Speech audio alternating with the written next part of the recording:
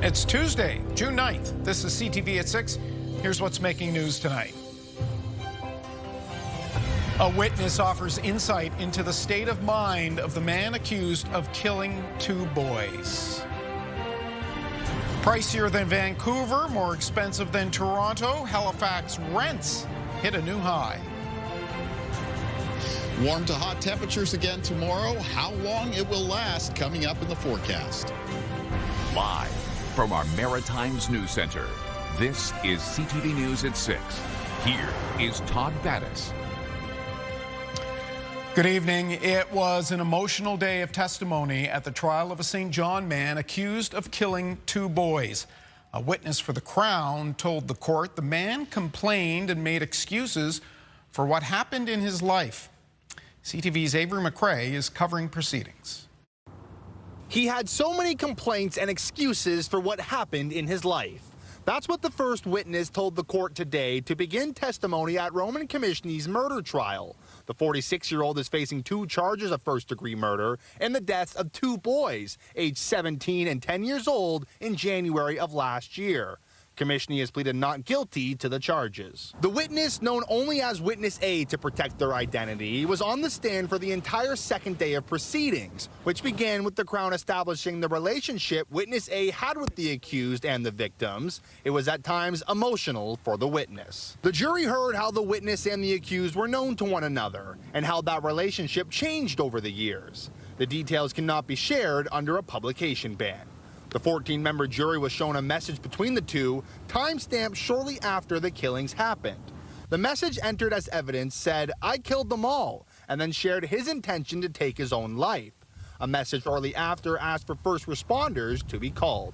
At times, the 46-year-old was seen shaking his head while the messages were read aloud in the courtroom. The defense cross-examined the witness for about 15 minutes, mostly asking questions detailing the relationship between the two. Todd, today's session wrapped early with Justice Daryl Stevenson telling the jury that there was a lot to unpack from the day.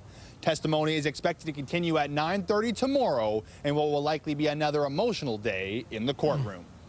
Todd. Avery McRae continuing our coverage from St. John Court. Halifax has just landed at the top of a list of Canadian cities, and no one is celebrating. The city has the most expensive rent in the country, outpacing Toronto and Vancouver. CTV's Emma Convey has more.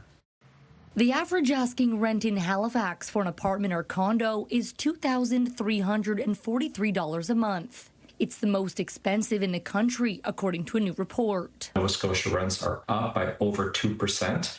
Halifax rents in general are up by about 1.5%. Rentals.ca's June report found the average rent in Canada declined by 4.7% year over year in May. But for apartment and condos, Nova Scotia overtook BC as the most expensive province in Canada. And Nova Scotia average rents increased by 2.6% year over year. I still live with my parents and my brother lives with us, so we couldn't go out to rent by ourselves. I'm subletting technically from a friend, so I pay less than I would anyways, but living downtown, our rent is almost $3,500 a month. I was doing quite well before COVID. All my savings just disappeared because my rent has literally doubled. Experts say rapidly growing population numbers play a part, and supply, which is impacted by the cost to build. 5% of all apartments in the city of Toronto are vacant, right? In Nova Scotia, it's only 2.5%. And what we like to see is about a 3% for a healthier rental market. So that's really it. Supply, even though there's a lot coming into Nova Scotia, it is not enough comparative to demand to bring these prices down. Kevin Russell speaks for landlords in the province. He says for those who have rented their place for years, rent is more affordable, although he adds that rent does rise annually. What is happening is that you're seeing the rent cap not covering sufficiently the operating cost of a rental building, so rents are going up on an annual basis. For Nova Scotians, they just want some relief. New properties are being built all over the place, but no one can seem to buy them. They're being overpriced.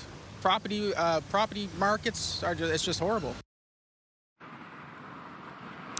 Now, Todd, one thing that stood out in this report is that the asking rent in Atlantic Canada increased by 4.6%, while in BC it dropped by 5.7%. That's a 10% span from one part of the country to the other.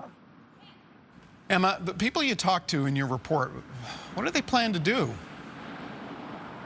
I mean, one said he doesn't think he'll ever be able to leave his parents' home. Another said she doesn't know what the next step is after she's finished subletting. But the main concern, Todd, is that people just they're not making enough money to be able to live here. Todd. All right, Emma Convey in the north end of Halifax for us right now. Thank you. It seems clear every rural liquor outlet in New Brunswick will have to be able to serve customers in French and English. All political parties are supporting a decision by the province's languages commissioner, who sided with a customer who complained he couldn't be served in French. Our original report sparked a lot of reaction, and tonight CTV's Nick Moore has the political response.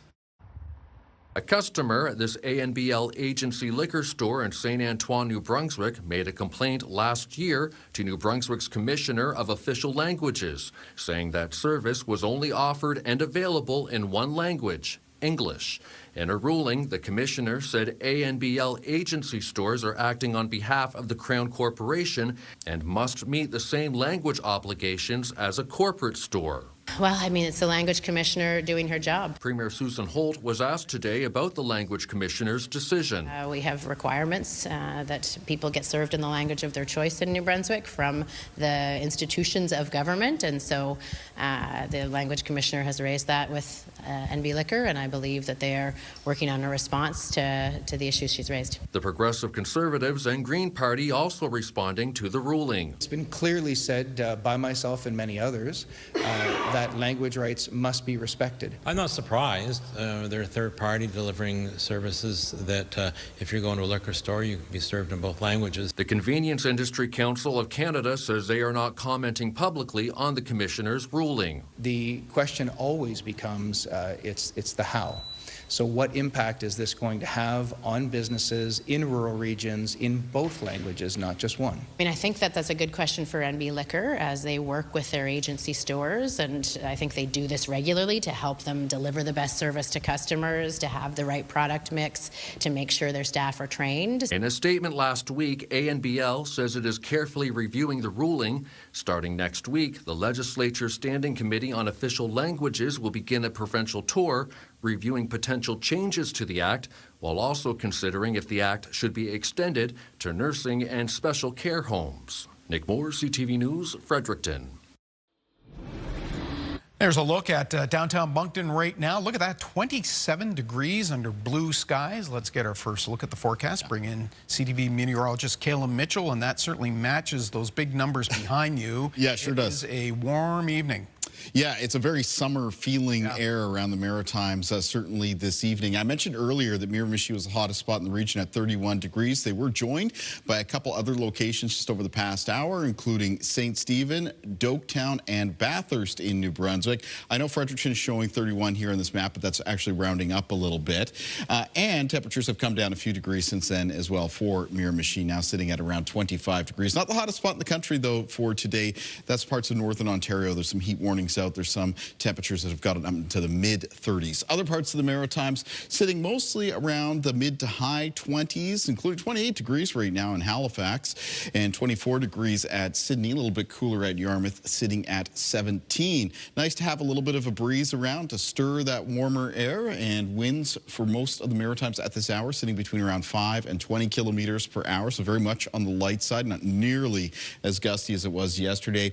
There's a few gusts being reported around 30 to 40 kilometers per hour, and the winds will get progressively lighter as we make our way towards midnight. Just a few clouds around for tonight. Otherwise, there's going to be some periods of a relatively clear sky and some mild temperatures viewable in the night sky. Once again, the moon won't be rising until after midnight, but you can look for it above the southeastern horizon in the morning hours. Waning crescent moon, 35% illuminated.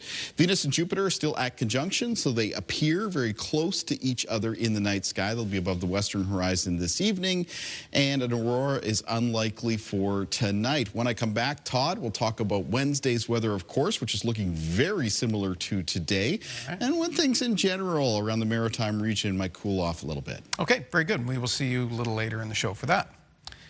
An entangled right whale has been spotted in the Gulf of St. Lawrence. The whale was spotted by a surveillance flight yesterday near Shippagan in the northeastern corner of the province, New Brunswick.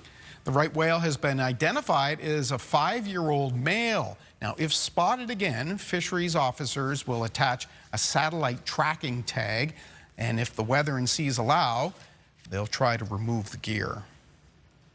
New Brunswick's premier is calling on Prime Minister Mark Carney to limit social media access to people 16 and older. Susan Holt says she sent a letter to Carney last week urging him to include an age limit in Ottawa's proposed online safety legislation. It comes just weeks after the premier said her government was looking into a social media ban for youth, referencing links to anxiety, depression, and self-harm among young people. Holt says the province is prepared to introduce its own measures, but it appears Ottawa will table a ban tomorrow. Now, that plan to bar children under 16 to accessing social media will be the topic of our conversation at 6:35 tonight. And there's more reporting on the website, ctvnewsatlantic.ca. While the school year is wrapping up, there is already concern for next fall. Some specialized support teachers for subjects like math and literacy in Nova Scotia are being moved to the head of the class, leaving a void for students struggling in those subjects. CTV's Jesse Thomas reports. As the school year wraps up, parents, teachers, and opposition politicians are raising concerns over the elimination of nearly 80 specialized teaching positions. However, no jobs are being cut as those specialized support teachers are being moved back into the classroom full-time. The Houston government claims to be focused on outcomes, but the outcomes at present tell us that students need more support, not less. The opposition says provincial testing scores show that half of grade 6 students aren't meeting writing standards, and a third of grade 8 students are falling behind on reading comprehension levels. Parents with the advocacy group Literacy Justice say those numbers represent a failure of the education system and are in the process of filing a human rights complaint. That means that 1 in 3 Nova Scotia children enter high school unable to read well enough to learn. The Nova Scotia Teachers Union says cuts to specialized teaching positions is short-sighted. The reality is our students, they need supports. Our teachers are overwhelmed. They're struggling to meet the needs of the students. And to take these supports away at such a crucial time, I think is counterproductive. And in fact, I believe we need to be going in the other direction. But the province's education minister insists the government has hundreds of specialized teaching positions and says these aren't cuts, but strategic redeployments. No one's losing their job. What we're doing is we're redeploying some of our most experienced teachers back into the classroom. We know that teachers have the largest impact when they're in the classroom. Instead of eliminating teacher specialists, this advocacy group and the union is calling for more coaching positions to help students who aren't making the grade. Jesse Thomas, CTV News, Halifax. Parents who homeschool their children are among people in the Annapolis Valley who continue to fight announced closures of public libraries in the area. There have been protests and voices raised in opposition. CTV's Jonathan McGuinness has more. All 11 branches of the Annapolis Valley Regional Library are closed right now. Staff restructuring is taking place ahead of the library board's decision to permanently shut down 5 of them. We were not surprised that there were closures in Annapolis Valley Regional Library. The board insists it can't afford to go on like it has. The chair of the Council of Regional Libraries says despite more demand for their services, funding hasn't changed since 2020. The last increase before that was 2009. Right now, the province covers 70% of operating costs, amounting to almost $16.5 million. Aaron Camo says they need more. Currently, the ask is for $12.78 million to keep library services going, to stabilize the system. There are 9 library regions in the province. The Annapolis Valley Regional Library isn't the only one facing financial shortfalls. We have had to make difficult decisions in the past. We closed a branch in 2024. We had to close the Florence branch. And we've recently eliminated our bookmobile service. Without an increase in funding, the fear is there could be more branch closures to come. The loss of a library in these small communities is felt much more than in a larger urban area. An email from the Department of Communities, Culture, Tourism and Heritage says Minister Dave Ritchie met with the Annapolis Valley Regional Library Board yesterday, and that information is being reviewed. The province says they're waiting to receive AVRL's financial statements from the previous fiscal year. And Todd, NDP leader Claudia Chender has encouraged the province to increase its funding for libraries. She'll be hosting a drop-in town hall type event tomorrow in Kentville from 10 to 11:30 in support of provincial libraries, and especially the 5 that are scheduled to close next month. All right. Todd. Thank you, John McGinnis, in Halifax for us this evening. We're going to make this a web poll, and we're asking, how often do you visit your local library? Your options are frequently, occasionally, rarely, or perhaps never. The poll is up now at ctvnewsatlantic.ca. Halifax has named its next chief of the city's fire and emergency service after a nationwide search. Darren Rizzi will take the helm of the region's largest fire department. She has served as fire chief at Toronto's Pearson Airport, fire chief in Mississauga, and chief of the Vaughan Fire Department in Ontario. Rizzi holds a PhD and master's degrees in disaster management. She assumes her new role in Halifax on the 17th of August.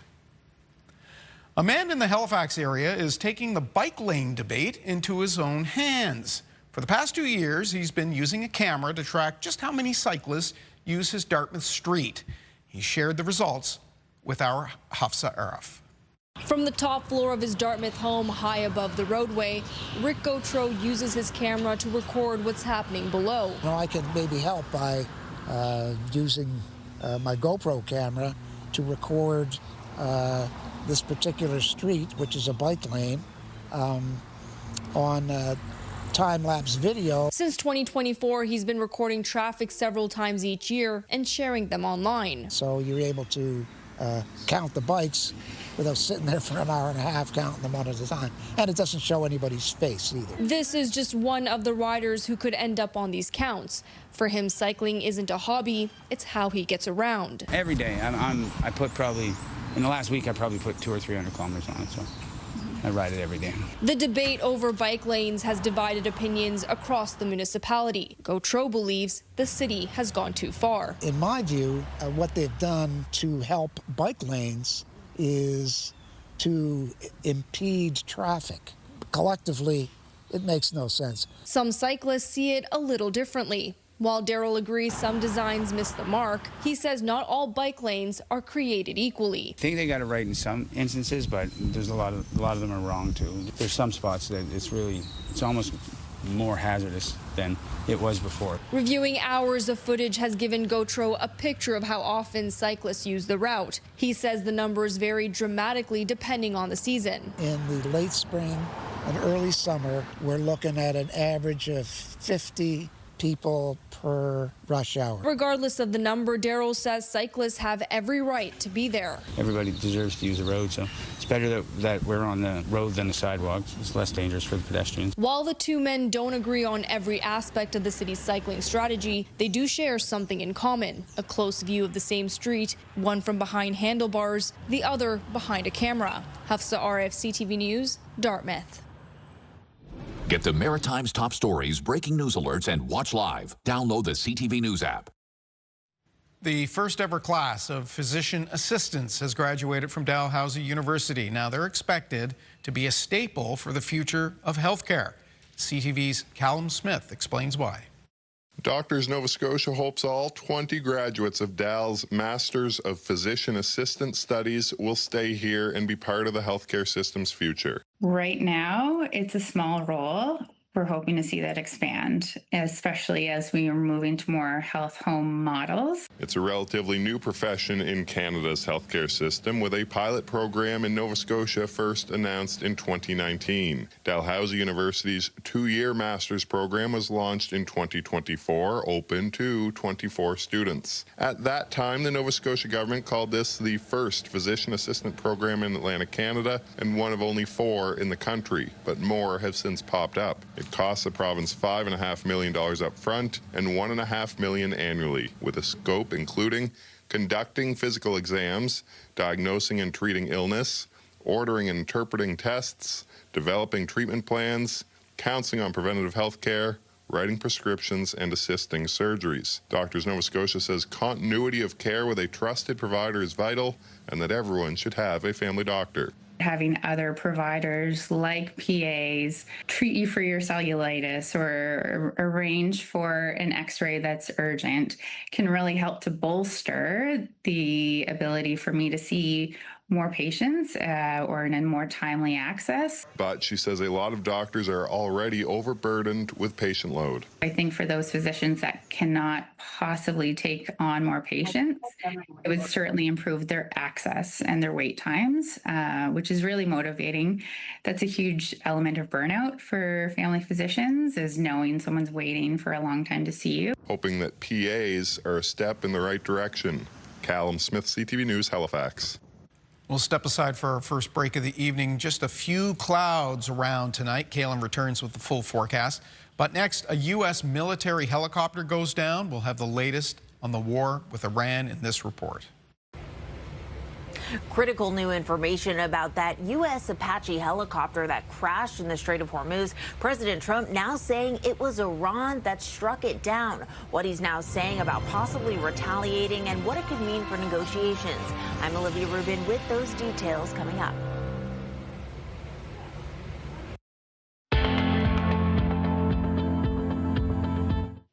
This is the Campfire Conditions Report, brought to you by Pine Acres RV, where customers become friends. With temperatures turning hotter in the Maritimes, no surprise that we do find some restrictions. In fact, the northernmost counties of New Brunswick, campfires are currently not permitted, and that includes the counties of Gloucester, Restigouche, Madawaska, Victoria, and Northumberland. Now, for Carleton, York, Sunbury, and Kent counties, campfires are permitted between the hours of 8 p.m. and 8 a.m. And for the southernmost areas of New Brunswick, campfires are currently permitted with no time restrictions. In the province of Nova Scotia, most counties are permitted to have campfires between 7 p.m. and 8 a.m. Exceptions include Richmond County in Cape Breton, as well as Cumberland and Colchester counties, where campfires are currently permitted between 2 p.m. and 8 a.m. And for the province of Prince Edward Island, campfires are currently allowed, with domestic brush burning permitted between the hours of 2 p.m. and 8 a.m.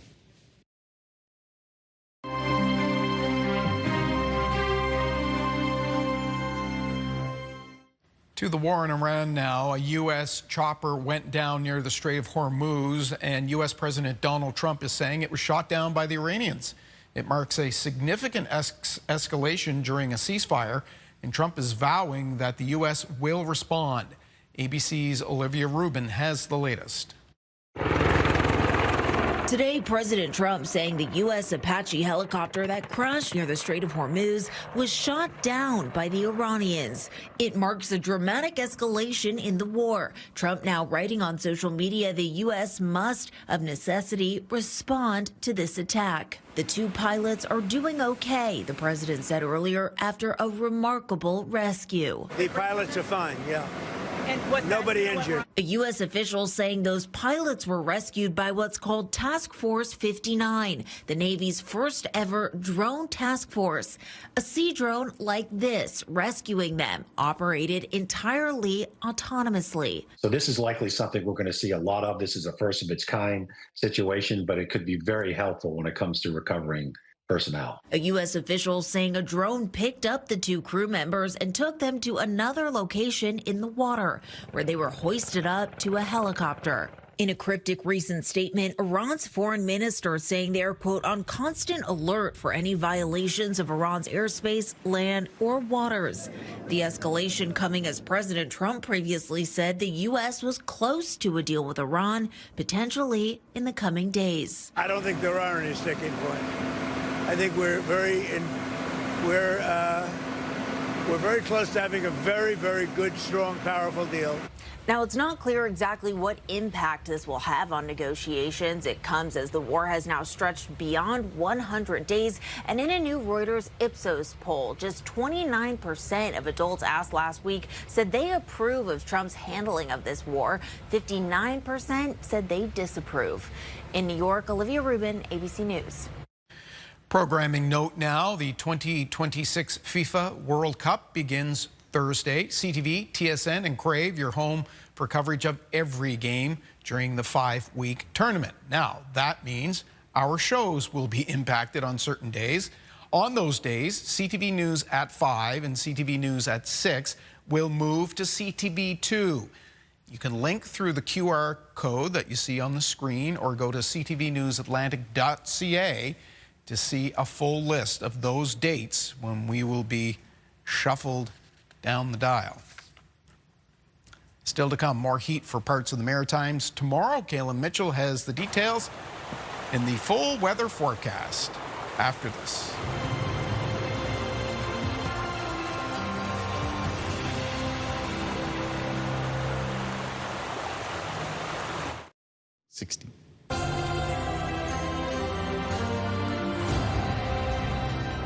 All aboard. Pretty quiet at the Macadam train station. It looks like a postcard. It looks like an old postcard, doesn't it? It's beautiful. 29 degrees. Yeah, it's hot. Still at this hour? For sure, yeah, and heat across large portions of New Brunswick for today. It's holding on into this evening, of course, and pretty warm as well for other parts of the Maritimes, Prince Edward Island, Nova Scotia. That's good to hear. I'll tell you where there is no heat. It doesn't seem like there's any in the waters. Yeah. Am I correct in thinking that seems a little slow for the water temperatures to come up? For parts of the near coastal areas of the Maritimes, temperatures are a little bit below average for this time of the year. Interestingly enough, it wasn't the area that I would have suspected. I was thinking kind of like maybe around the Atlantic coastline of Nova Scotia. It's actually the Gulf of St. Lawrence right now, sitting about a degree below average. And what that means is water temperatures right now in much of the Gulf and into the Northumberland Strait, Cabot Strait, about 7 to 9 degrees, but they've been climbing, so slowly but steadily they'll get there over the next little while.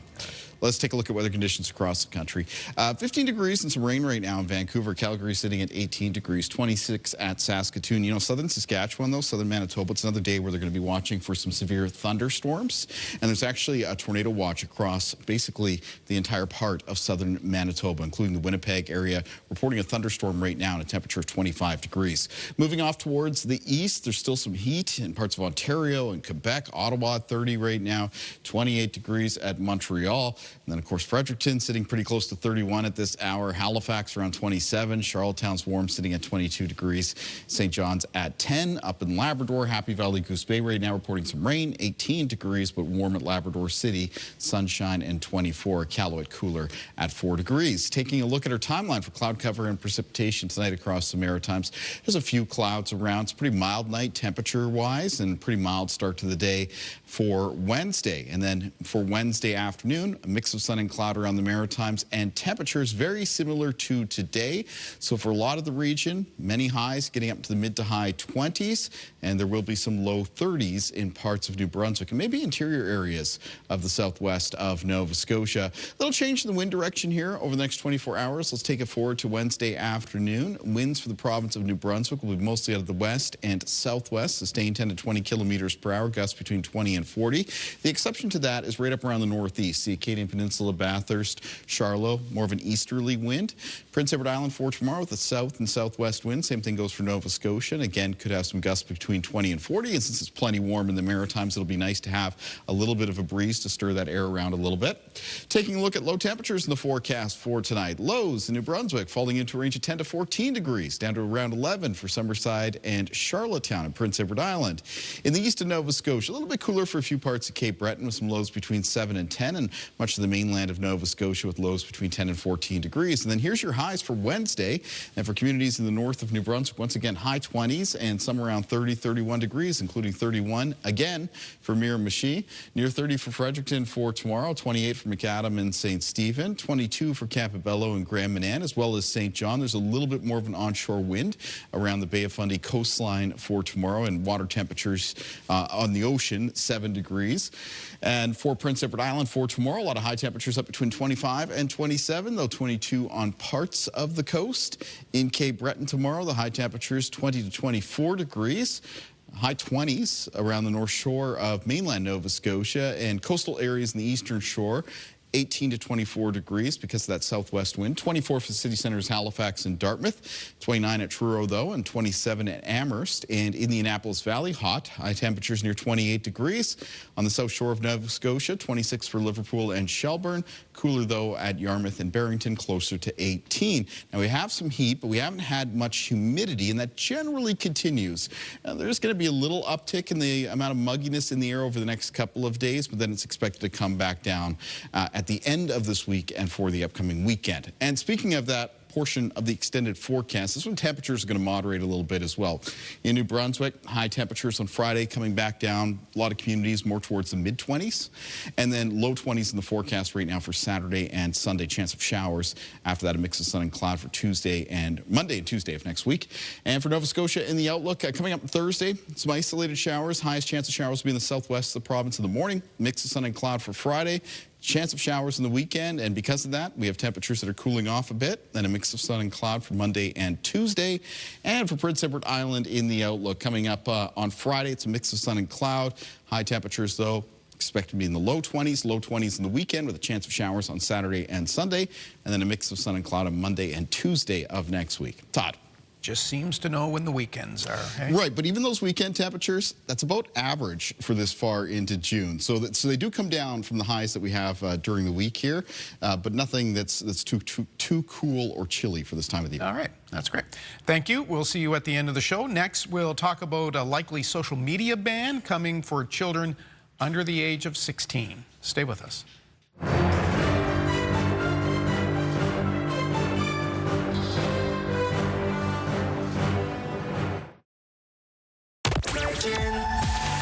Virgin Radio Vault continues tomorrow with Kent Building Supplies. Get your clues starting with us at 6:10. And tomorrow we'll have 5 Discovery Center family passes to give away. Good luck.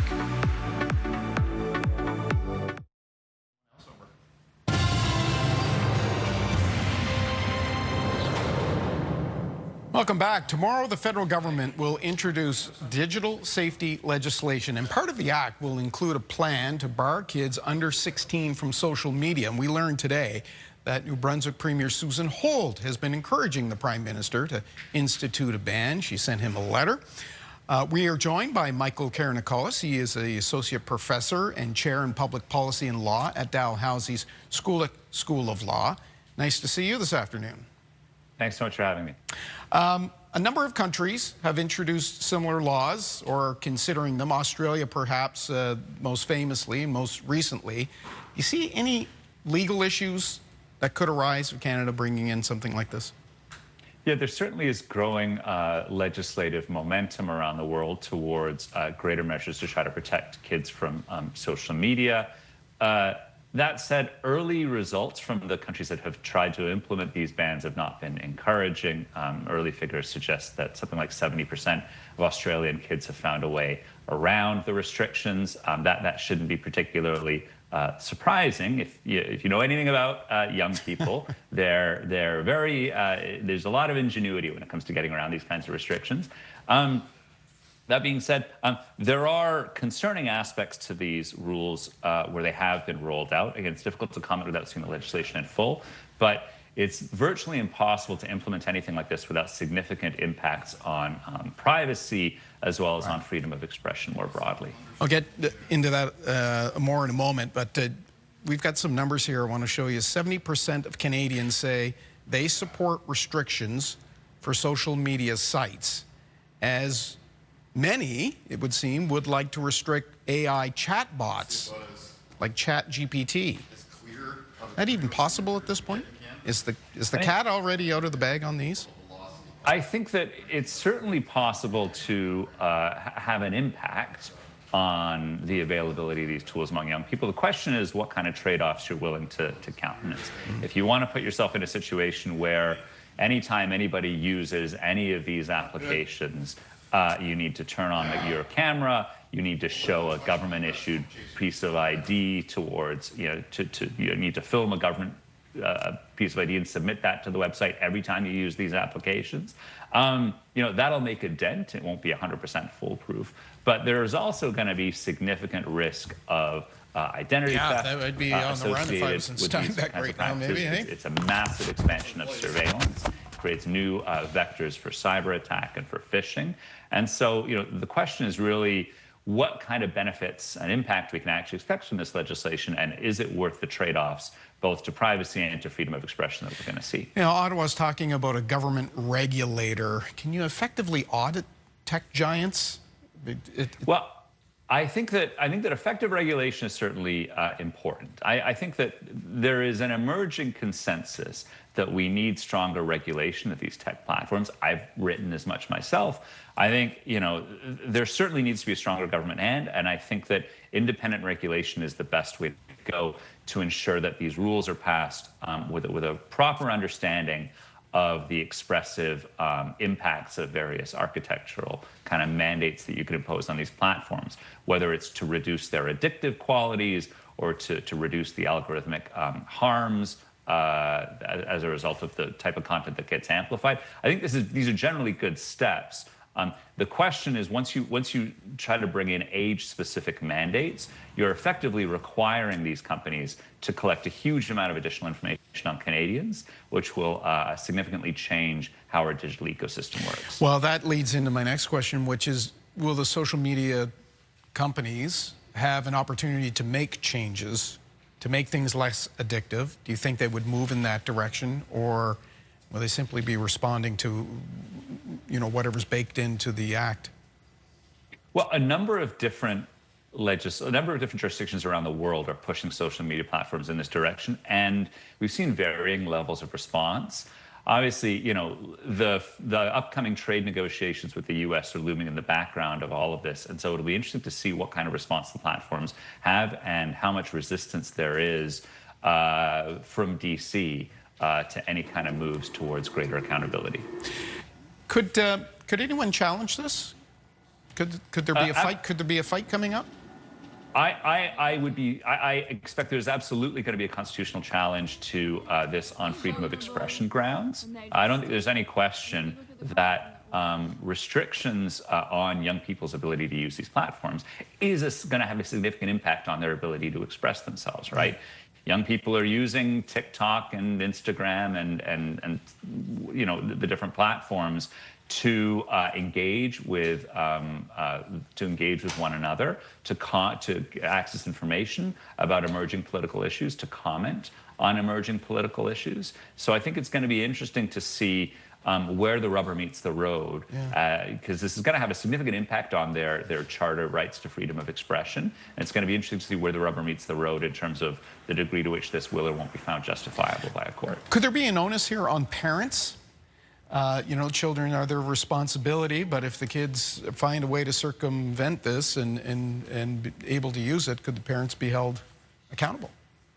I would be surprised if we see...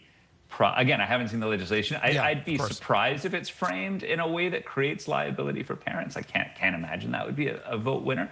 But it is interesting to note that where this legislation has proven less than effective, parental circumvention is a significant part of that. Right. And that if the parents are trying to get their kids a social media profile in defiance of the act, technically it's very difficult to stop that. Yeah. Professor, I have a feeling we'll be talking about this again very soon. Thanks so much for the invitation and great to chat. Certainly appreciate it. We'll take a time out. We'll be back with more of your newscast. Stay right there.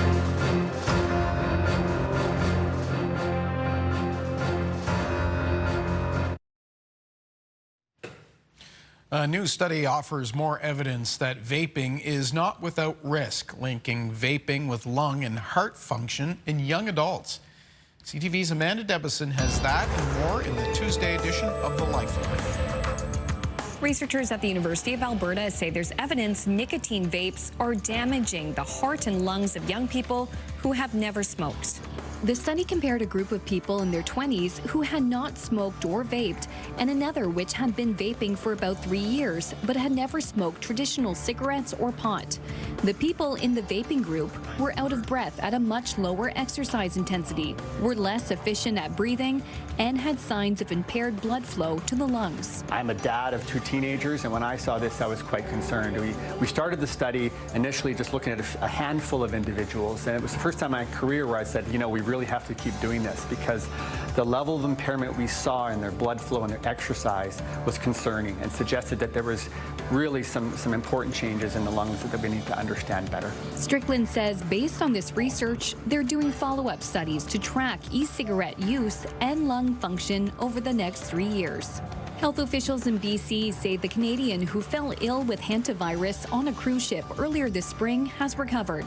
The Office of the Provincial Health Officer says the Yukon resident was discharged from hospital late last week.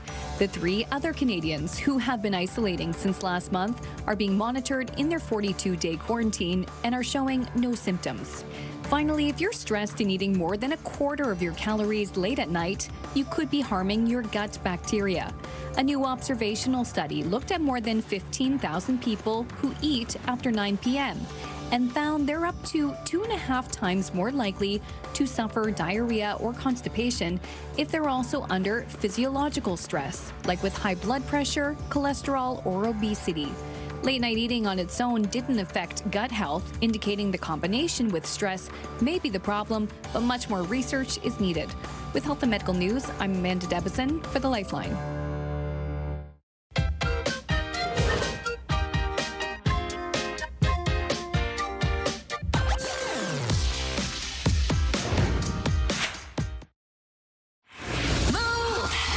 With Aaron and Peter. Our $10,000 Move It or Lose It shopping spree is back, and we want you to join us. You only have 10 minutes to spend $10,000. Qualify tomorrow at 6. The B&M Business Report is not available today, but we can check in on the markets and see how they made out. And there was not a lot of movement. Let's start with the TSX, which closed the day down 67 points.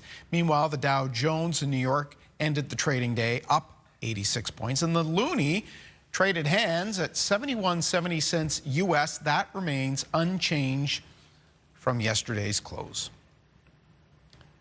Certainly some change in the weather forecast. Things got a lot warmer. Kellen. Yeah, it's a lovely evening out here in the north end of Halifax. It's very warm right now, just a little bit of a breeze, but doesn't feel much more than like a summer breeze.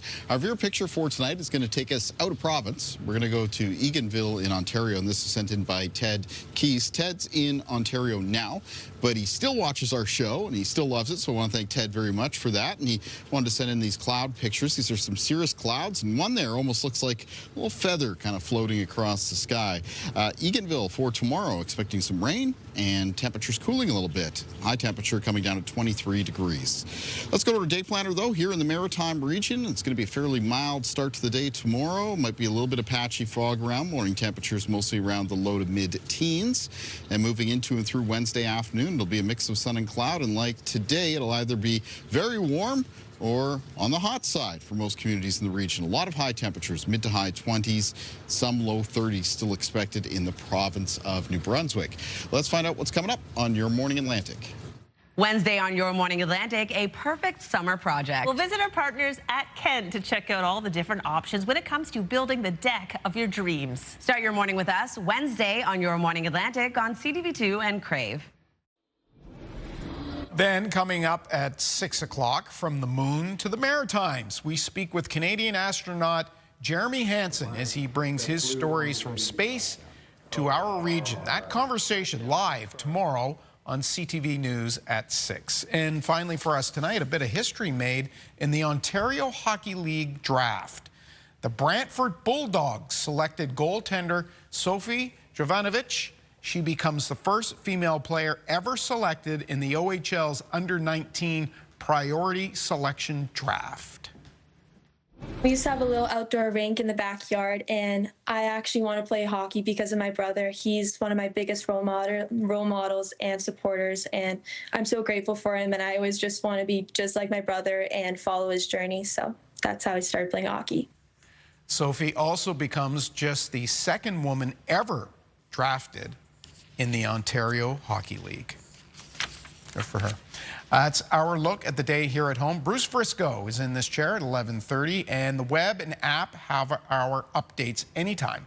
I'm Todd Battis. Hope to see you right back here tomorrow night. Till then, have a good night.